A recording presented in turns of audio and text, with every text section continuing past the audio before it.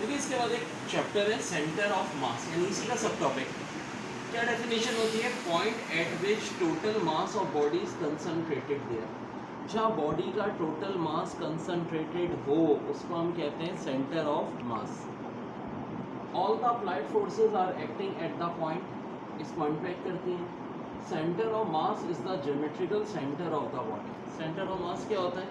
Geometrical centre होता है body का। अब सेंटर ऑफ ग्रेविटी क्या कहलाती है? Point at which whole weight of body centre is called centre of gravity. जहाँ बॉडी पॉइंट पूरा मास बॉडी का हैंग हो जाए वो चीज़ कहलाती है सेंटर ऑफ ग्रेविटी। अब देखो सेंटर ऑफ मास पे अच्छे खासे न्यूमेरिकल भी है जिनमें शॉर्ट ट्रिक का भी इस्तेमाल है। सेंटर ऑफ मास 2 पॉइंट का होगा, एक एक्स का एक वाई का।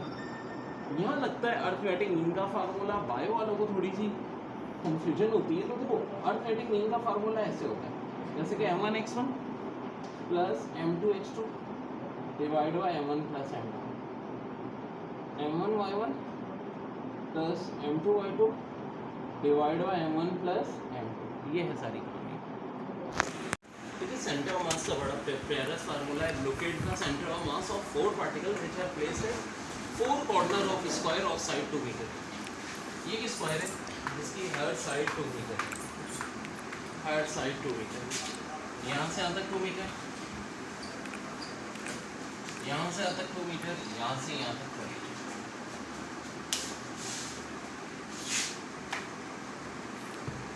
और आपको जो है निकालना क्या है? Centre of mass. फार्मूला होता है एक सेंटर ऑफ मास का m1x1 plus m2x2 plus m3x3 plus m4x4 divide by m1 plus m2 plus m3 plus m4।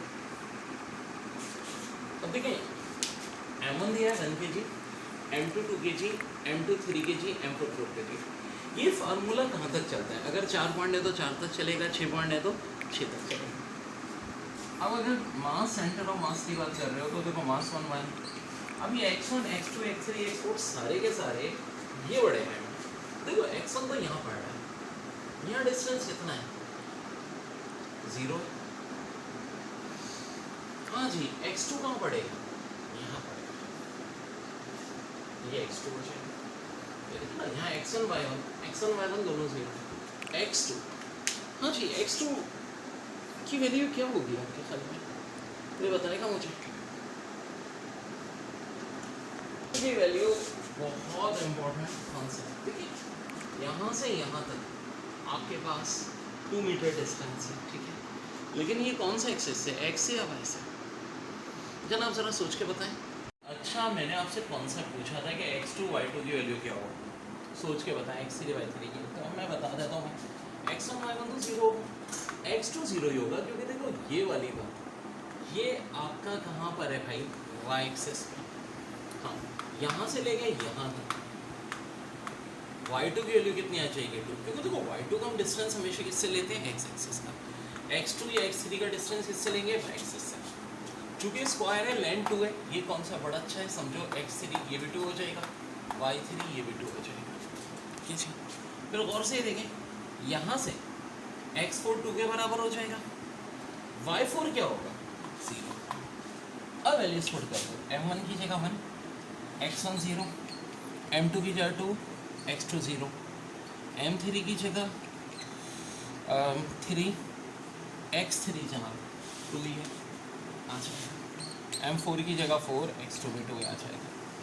नीचे 1 प्लस 2 प्लस 3 प्लस 4 सबका सम जो है वो 14 आ रहा है। 14/10 का मतलब है आंसर 1.4। इसी तरह से जब हमें y निकालना होगा तो YCM m1 y1 plus m2 y2 plus m3 y3 plus m4 y4, m1 plus m2 plus m3 plus m4, यही बच्चों आपका आंसर हो जाएगा।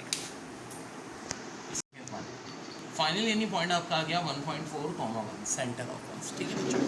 Law of mass 20 kg, find tension T1 and T2 T2 and the two string, यह angle 60 degree है, यह angle 30 degree है, ये T1 है, ये T2 है, और यहाँ मास है 100 जो कि कितना है 20 kg।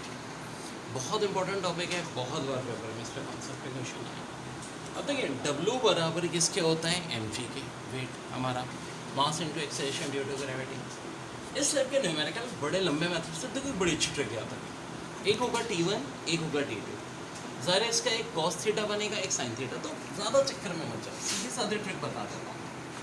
cos के जो दोनों एंगल्स होंगे हमेशा इनके आपस में क्या होंगे, इक्वल। अब देखो T2 के साथ 60 है, T1 के साथ 30 है, डायग्राम में दिख रहा है, तो T1 30 इक्वल किसके हो जाएगा, T2 cos 60 के। बचा इस चक्कर में पढ़ोगे कौन सी फोर्स किसको बैलेंस कर रही है, आसान से ट्रिक। FT में ज़ाहिर है हमें कम आंसर बस पकड़ना है, चलिए। तो T1 cos 30, ट्रिग्नोमेट्रीज के एंगल याद करने की ट्रिक बहुत सारे बच्चों को बता चुका हूँ, जिनको नहीं पता उन्हें दोबारा इंशाल्लाह बता देंगे। ये हो गया।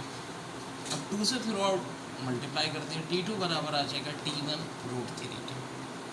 तो क्या हमारा मसला हल हुआ? जी नहीं, हमारा मसला हल नहीं हुआ, क्योंकि अभी हमारे पास T1 T2 के लिए एक और फैक्टर होगा, और वो कौन सा फैक्टर होगा, साइन का।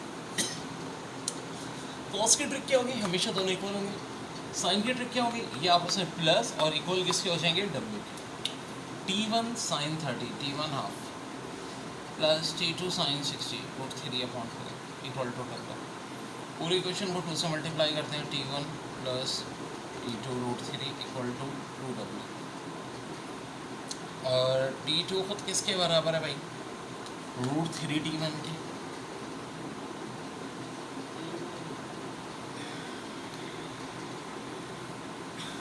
इक्वल टू 2W, 3 ये 4T1 इक्वल टू 2W। अब W का जहाँ तक ताल्लुक है तो बच्चों देखो, मास 20 दिया है, G की वैल्यू उन्होंने कहा 9.8 में, चलें कोई बात नहीं, हमारी ट्रिक सब भी लग जाएंगी। देखो ये 2 2 हैं और यहाँ 4 है, कैंसिल हो जाएगा। 9.8 को 10 से मल्टीप्लाई करो 98, T1 आ गया 98। अब आपको T2 चाहिए, 98 को मल्टीप्लाई करना है, √3 की वैल्यू होती है 1.73। अब देखो थोड़ी सी अक्लमंदी है इसको।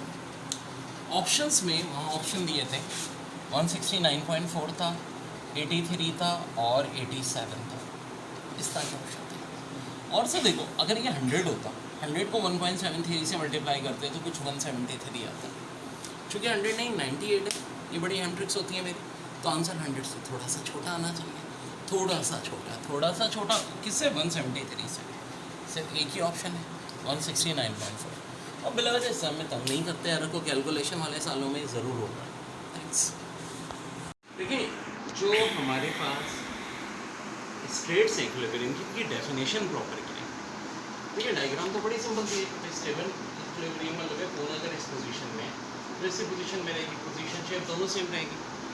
लेकिन डेफिनेशन क्या कहती है, occurs when centre of gravity of body lies below the point of suspension and support, when body retain its original after disturbing it is stable equilibrium. देखिए इसमें क्या आ सकता है कि डेफिनेशन देके पूछ ले कि कौन सा इक्विलिब्रियम है, तो देखिए जब क्या हो, centre of gravity lies below the point of support, तो स्टेबल इक्विलिब्रियम। अनस्टेबल में देखें when centre of gravity lies above the point of suspension, above, और when body does not retain its original position. हमने बताया था कि कोन को ऐसे खड़े करेंगे तो ये गिरनी पॉसिबल ही नहीं है। अपन न्यूट्रल इक्विलिब्रियम में क्या होता है, when centre of gravity lies at point of suspension और when body is not disturb but only can be rotated. Body जो डिस्टर्ब नहीं होती और क्या होती है, सिर्फ रोटेटेड होती है, तो क्या कहलाता है न्यूट्रल इक्विलिब्रियम। बहुत इंपॉर्टेंट, जैसे कि ये थी हमारी बात, थोड़ी सी पोजीशन सिर की और यहाँ आ गई शेप हुई, लेकिन मेन डेफिनेशन में क्या बात है, centre of gravity lies at point of suspension. Stable में क्या था, बिलो था, अनस्टेबल में अबव था, और न्यूट्रल में था eight the point of suspension.